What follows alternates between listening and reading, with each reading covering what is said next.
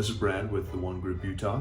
In today's Real Estate 101 video, I want to go over a couple of things for first-time home buyers, some commonly heard sayings or terms that maybe you guys are not as familiar with, but should be in especially this market right now. I think it will continue to be a big deal in 2023, but we are going to talk about sellers' closing costs. What does that mean?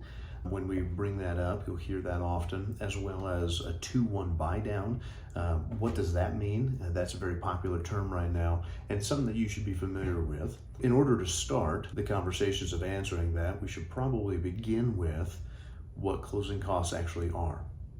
So simply put, closing costs are fees that go along with, coincide at closing. It's not your purchase price, it's not your down payment, it's not your earnest money deposit. These are fees that are associated generally with financed deals, and they can vary by locality, but typically you're going to find several of them in every deal.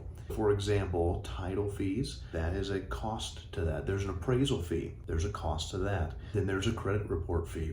So these small fees, they start stacking up and you pay for them at closing. Down payment plus closing costs, right? So it's a big check that you write at the end. What does it mean when we talk about seller paid closing costs? That is very straightforward, but in simplicity, it means that the seller is willing to contribute part of their profits, and they contribute that back to help the buyer and subtract that from your overall cost in order to close at the closing table. Seller paid closing costs is an excellent strategy to keep in our toolbox, in our repertoire. Maybe we have a set amount of money and that's all the capital we have, and so we know we need to have the seller pay for closing costs. We can ask for that initially right up front in the purchase contract. We can also use that as leverage for due diligence items. So there's a leak underneath the sink and you can have the seller pay for that. Or you can ask for closing costs and then have the buyer go and fix it himself or hire a plumber for $150 and fix it at the end after they already own it. But they also get just a little bit more relief in order to purchase the property, right? So very helpful.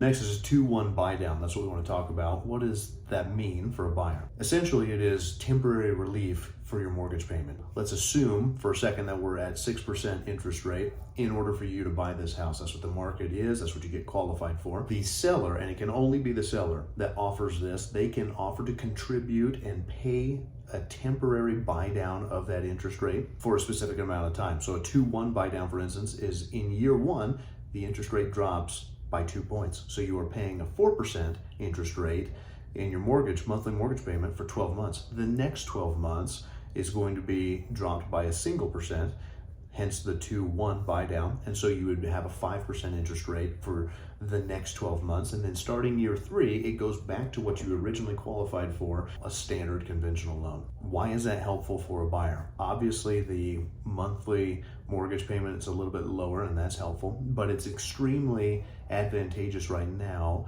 as we are assuming that interest rates are going to get slashed by the feds. So if that happens within the next 12 to 18 months, as per the outlook, you can maybe have some temporary relief and have a 4% interest rate for the first 12 months and then a 5% interest rate your next 12 months. Well, in that 24-month period, if the interest rates are cut and there is a better interest rate other than the 6% that we had to get qualified for, then we simply refinance the house. As long as you're keeping the same job, as long as things don't change for you financially, it could be a very good option. Right now, it's probably going to be a pretty attractive option, both of those, in the market right now, as in Utah, we are sliding towards a buyer's market, which is simply meaning it's easier for a buyer to purchase and get a good deal than it is for a seller to have a buyer overpay for the property. That's it. We'll see you guys next time.